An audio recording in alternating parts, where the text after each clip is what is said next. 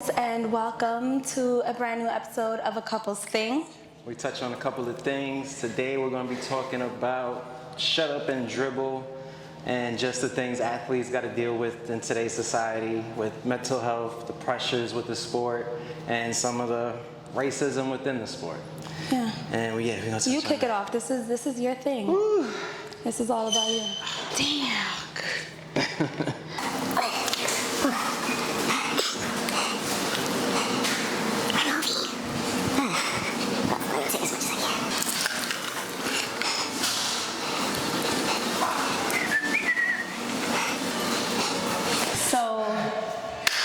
Let's start over.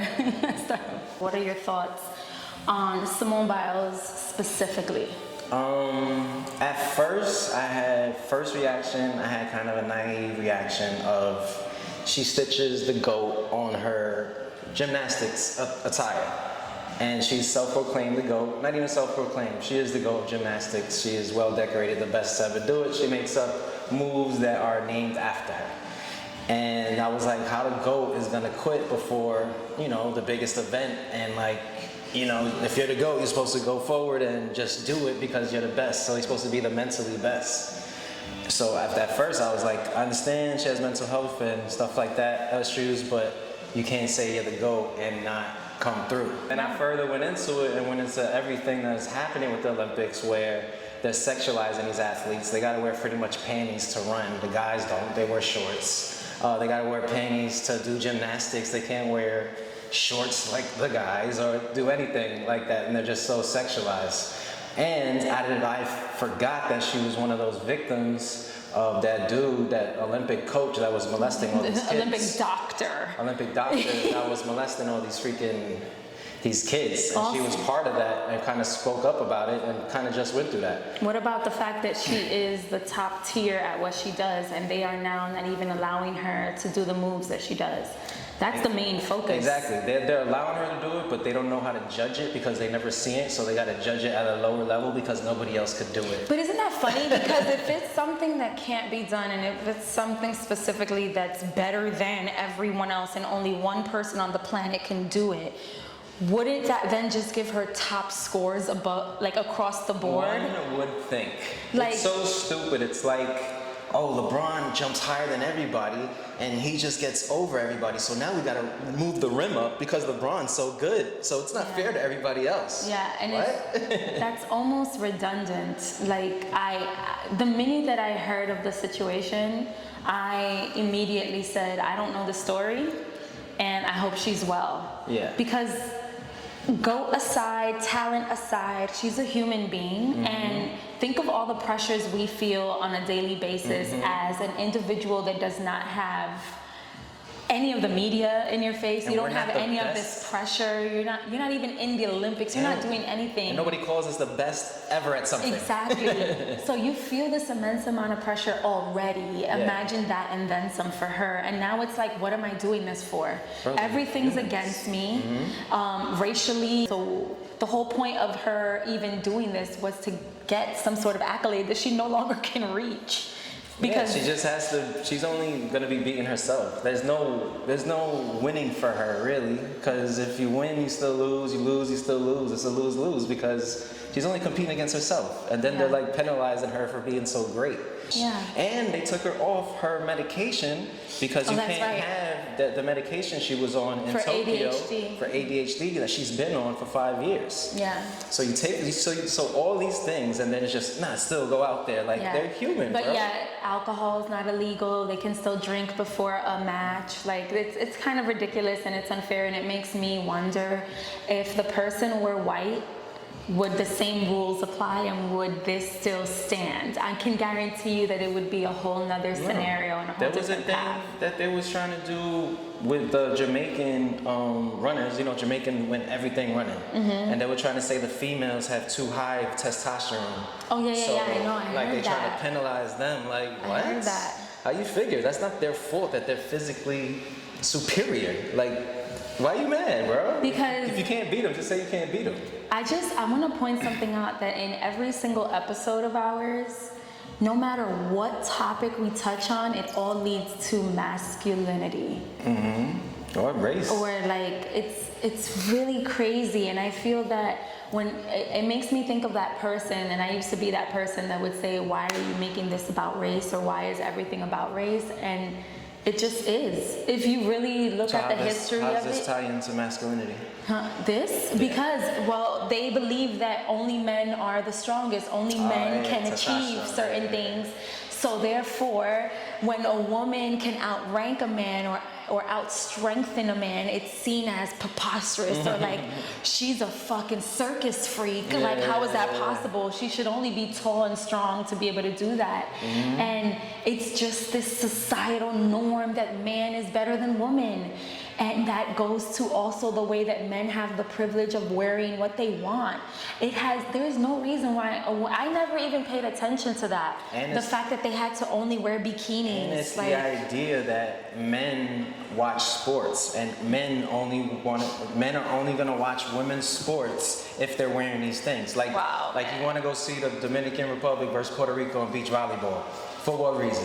Exactly. Because do you seen the pictures and the shorts and all that? Like, it's a thing. That's they're crazy. Just sexualizing them in that way. But they don't take into account that women are actually watching this to inspire themselves, maybe, or they just like sports. You know, women like sports. Like, it's a thing. They just find a way to sexualize women at all costs. It also makes me think that if women's basketball, if they had to dress differently, would men be more inclined to watch it? Because I talk to you about this a lot, but I really wonder, men that say that they're really big basketball fans, I think they're liars unless they watch women's basketball as well. Like, if you're a die-hard basketball fan, that would mean that you live and breathe high school basketball, college, major basketball, like big basketball, whatever it's called, I don't even know. International basketball? International and national basketball. And you would watch women's basketball as well. But for some reason, men just leave that one out. And I think it's because they're not dressed a certain way. So really, it's like those girls that play basketball aren't even into guys. And like, there has been this stigma that it's like that. It's that, and they're not as good as the boys. That's how they just view it. It's terrible. That's terrible. But I watch it, like, I watch some like playoffs. I'm not gonna lie, I don't watch it that much at all. I should get into it. Yeah. And the NBA started to market it very well, but they weren't marketing their stars. Who's the LeBron of the WWA? You should know her name off rip, right? Yeah, that's true. But you don't, because it's not marketed that way. But I know Maya Moore, I know all Brittany Griner and all these girls, like, they got talent. Some of them dunking and shit, and some of them crossing them up. Like, it's good basketball. And if you're a purist of basketball, it's fundamentally sound, because they can't throw alley-oops and just chuck it from half court and shoot all these crazy shots. They're fundamentally sound. They know how to pass, how to use their body, how to work under the basket and be. If you're a purist, you should gravitate to that style of basketball. Like this video if you think that he should make a sports podcast. You said alley-oop and I went like this. I was like, what? But that's what I want to see too. I want to see them throw alley-oop, ponytail flying in their hair, just yanga. Yeah, but I mean, that girl's coming though. Watch. Also, I think that might have to do with training. I feel like if men put more into training women for women's basketball and let them know, like, this is something you can do and go hard for, I think that it would be taken more seriously as well. Yeah. But it's not, and they see that's a career if they're looking up to these WNBA players, but it's not marketed that well. Like, college basketball is more popular for women. Yeah. And so if it's marketed better and all these kids want to be them and they buy their apparel and they watch their shit and they go see them, make their parents go see them, and it'll do better. What do you think about the Sha'Carri topic? Sha'Carri? You already know. It's stupid that. No, well, talk to the people that don't know. Yeah. Well, of course, she was caught for smoking weed, which was legal in the state that she was in. She was in Oregon. And not while she was running. Let's be clear. Yeah, on her leisure time after her mother passed, and she was using it as a coping mechanism. But it could be a leisure mechanism. It don't matter. It's just weed. It was legal in her state. But unfortunately, it's not legal worldwide. It's not legal in Tokyo, where the Olympics are held. Sha'Carri didn't know these things, so she should. I wish she didn't do that and use other methods to cope. But she's human. Her mother just died. She's also, like 19 years old. Can we just throw this in, because I didn't know this part, but we just learned We just learned that the reason, first of all, she found out that her mother died from a reporter telling her, like asking her about it. So just imagine you probably finish doing your thing and you're like about to get asked a bunch of questions, and one of them is like, how do you feel about the death of your mother, and whatever. That is pretty much what happened, and that's how she found out. So at that age, with that amount of pressure and the life that you're about to have and that your mom's about to miss out on, I can see how that is something that she felt like she needed to turn to. Yeah. And I honestly, yes, she knew the rules. Yes, the Olympics bans marijuana. They don't ban alcohol. They don't ban. No, let's just talk about the Olympics and their rules and how dated their rules are. Yeah, their rules need to be updated. Also, you could take a Percocet, Vicodin, any codeine, and go run right after, because that's supposed to make your bones heal so you can still perform. Which makes you even perform better sometimes, right? But no, it's gonna make you not feel pain so you can perform. So as long as I could tape up my little horse, stick him with some injections so you're not gonna feel your knees, I could go mosey him right back out there. Yeah. But if I wanna smoke weed because my it helps my muscles relax, I use it. But also, to help and my it makes muscles you relax. slower. It slows you down. Yeah, it's not an enhancing drug. It's not gonna enhance your performance. And it's good for NFL players use it, NBA players use it. It's not legal in any sport now because it helps your muscle recovery. There's so many, we know the facts for weed is good for you. Cut the shit. I do want you to touch on that though, the soccer player, because I mean, and it's not her fault. It's not the soccer player's fault. But what I do wish is that when I don't know if it came out before or after the Sha'Carri thing, or when press decided to release it.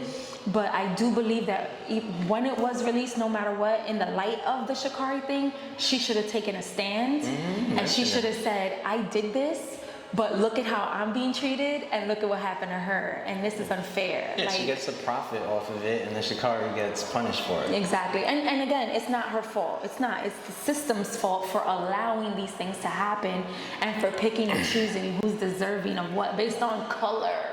Because that's all it's based on. All right, let's talk about the shut up and dribble. You think that athletes have more of a duty because, let's be real, LeBron James is as famous as your politician or your famous movie star, any other influence. He's pretty much as famous as anybody. Listen, I think that every single person that plays sports is still an individual, and just because you play a sport and you're good at something, it does not take away from your intelligence, for what you stand for what you give back to. It has nothing to do with anything. That's like saying that a makeup artist should only do makeup and never talk about anything. That's like saying a mother shouldn't go to school. Like, you gotta be one thing. Yeah, it makes no sense to me. Also, in sports, don't you have to usually be like top of the class in order to even stay? Oh, no. No, you don't? Well, I don't know. I remember watching. If you're good enough, you could just go to homeroom, lunch, and leave.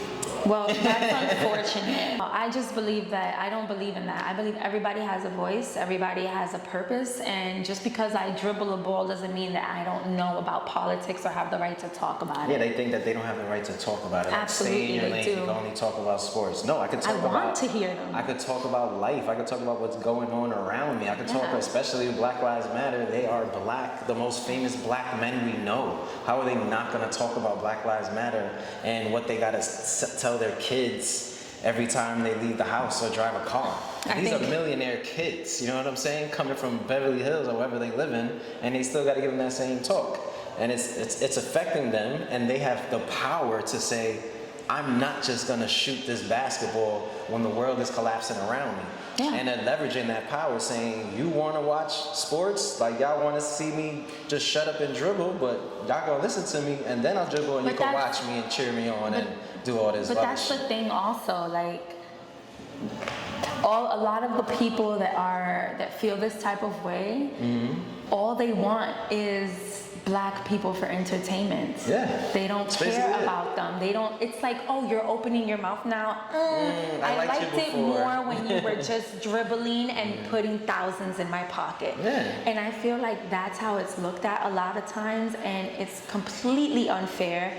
I think it actually hurts someone in sports when they are quiet. Yeah, they should speak up. They should be activists. You told me Kyrie Irving. Kyrie Irving, right? amazing, He's yeah. a philanthropist, activist. What? I think he just did something in Pakistan.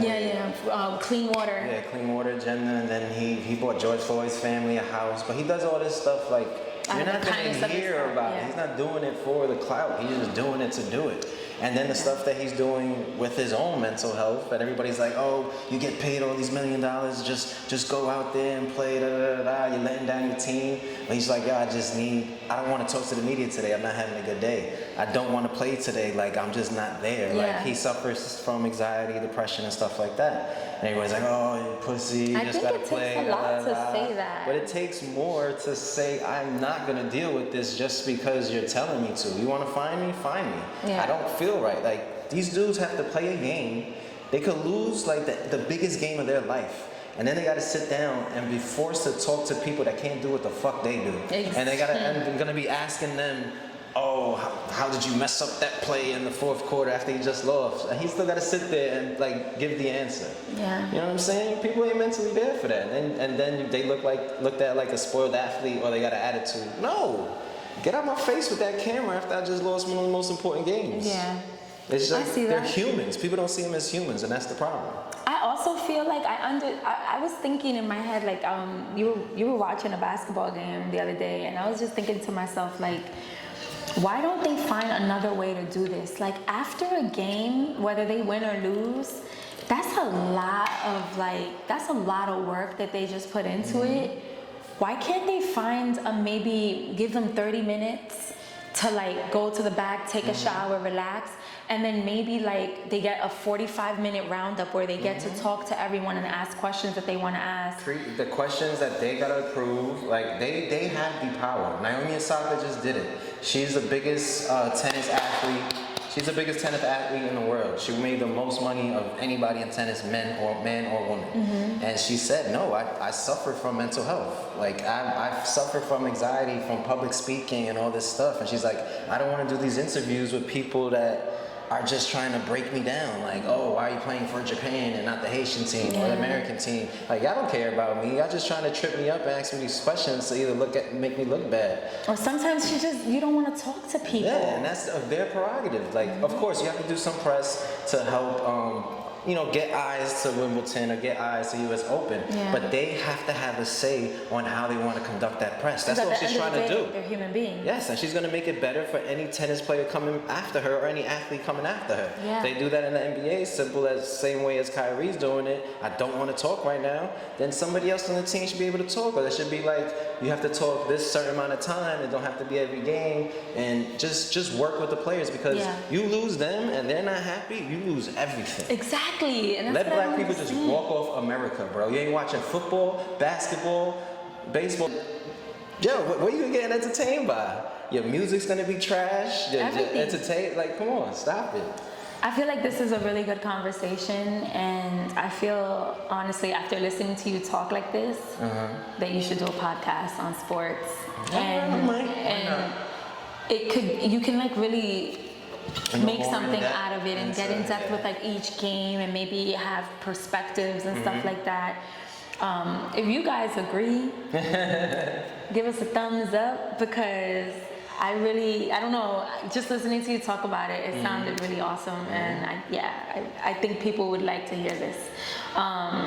I appreciated this also because it's something that's going on right now. They are human beings, and just because I'm not someone that's a part of the sports community, I think it goes to show that this is exactly what needs to happen. That people that aren't interested in anything, they still have to be supportive and understanding of what's going on in different categories of the world. And like, this is a big deal. You're part of this world. You are part of the sports community. You work out, you swim, you run, you do these things, and you date me, so you married me. I date you. We're dating, you guys. I love it. You're gonna take me on a date tonight? Yeah, sure. But she notices enough, because I fill her ear with enough, so she knows what's going on with the Knicks and stuff like that. Shout out to Derrick Rose resigning today. Gang, gang, gang. Oh, that's my new puppy. I like his spirit. Yes, he's very. He has like such like a mysterious zen. Get out of my face, let me focus, and like. Yeah, he's another mental health guy. He's dealt with depression, so. It is what it I'm is. like, that's such a vibe. Anyway, do you have anything left to say? No, that's it. We'll never shut up and dribble. Keep talking, because I look up to some of y'all more than I look up to a politician. That's for damn sure. Yeah. So, And are you gonna be on the show, what is it, Up in Smoke? yeah, I'm gonna be on All the Smoke. I'm manifesting this right now, and I'm gonna be on Drink Champs. That's the next time I'll probably have a drink, only for Nori. No. You can still drink water. Cameron was drinking water. I'll smoke with you, Nori. There you go. He'll smoke and be quiet. Get the money. I'm high now.